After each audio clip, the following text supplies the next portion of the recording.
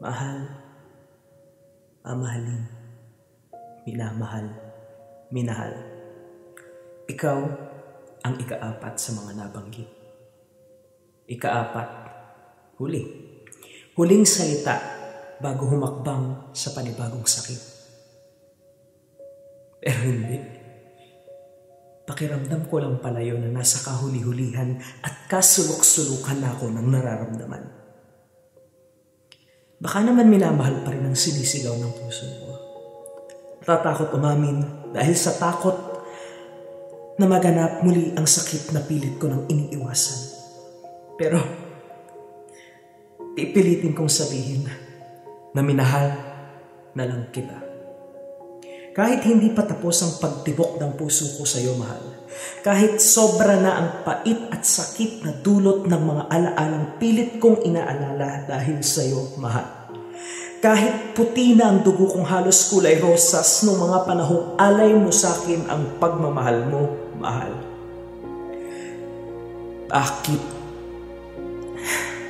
Bakit mo ko niloko? Bakit mo ko inilagay sa sitwasyong talo ako? Bakit mo ko kinulong sa masasayang kaganapan na sa realidad naman ay pawang kasinungalingan lang? Iniintindi ko, oo. Pero yung isip ko, litong-lito. Nagpakilala ka, kinilala kita. Ngayon, hanggang alaala na lang. Lintik, kung makapagsalita ko parang patay ka na. Pero hindi, buhay na buhay ka sa piling ng iba. Naalala ko pa, tuwing titignan mo ang mga mata ko, labis ang tuwang pumupukaw sa aking pakiramdam. Sa pagpisil mo sa mga palad ko, ramdam ko ang kalinga mo. Sa pagtanong mo kung kamusta ang araw ko, alam kong gusto mo na ikaw ang kukumpleto dito. Pero mali. Mali na pumatol pala ako sa laro mong ito. Mali na nagpabitag ako sa mga pain mong ito. Mali na tinanggap ko ang puso mo na akala ko ay ibinigay mo na sa akin, ngunit hinabilin mo lang pala. Kulang pa bang pagmamahal ko? Kaya ito lang ang sinukli mo. Ako ba talagang hindi sumakto? O bumitaw ka na lang talaga sa gitna ng landas na ating dalawa? Parang paglipad ngayon ng aking isip sa alapaap, hinihiling ko pa rin ang isang huling sulyap. Nung una, alam kong hindi dapat. Alam kong dapat nung nasa kalagitnaan pa lang ako ng saya, itinigil ko na. Pero nalulung ako. Nalulung ako sa bisyong to. Bisyong isipin ka, mahalin ka, hanapin ka, pakilitin ka. Lahat na lang ng mga bagay para mapasaya ka. Lahat na lang ng mga bagay para ang mundo natin ay magkaisa. Naniwala akong balang araw magkakaroon ng ikaw at ako. Dahil naniwala ako sa konsepto ng tayo kahit wala namang tayo. Oo. Hindi tayo. Walang tayo. Pero umasa ako. Umasa ako sa imposibleng paroroonan nito. Lahat naman ganun. Lahat naman tayo, ibibigay ang para sa mahal natin. Isusuko ko ang lahat ng mayroon ako basta nandiyan ka sa tabi ko. Kaskas na akong maririnig pero totoong nakakakilig. Pero yung noong nakakakilig, ngayon, Nakakainis na sa isip ko, nandiyan ka pa rin. Dumaan ang mga araw pero nandiyan ka pa rin. Kailan ka ba lilipas? Kailan ka ba aalis? Kailan ba mamamatay ang nararamdaman kong pagmamahal sa'yo?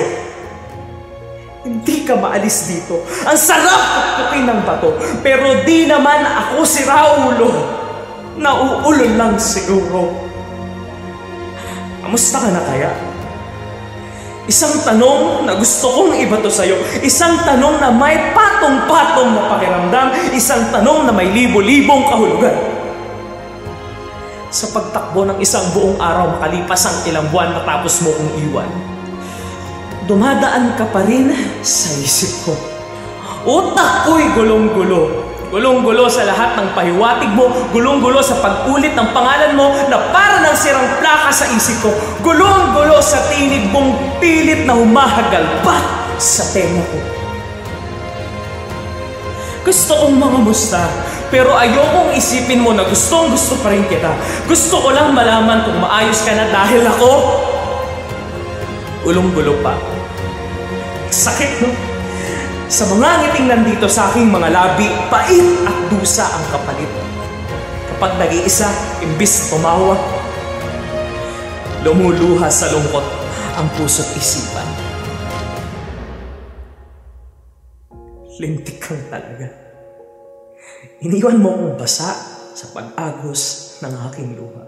Iniwang turog at sawi na ang puso mo'y iyon ang binawi.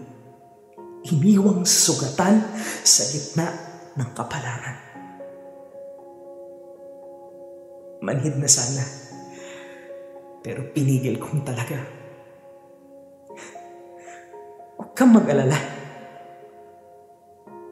Kung akala mo hanggang dito na lang ako sa gitna ng kawalan, darating din ang araw na mahahanap ko ang liwanag ng katotohanan.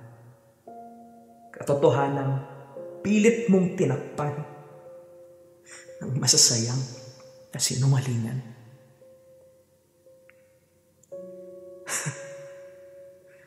Akala ko ikaw na. Yun pala, may kayo pa.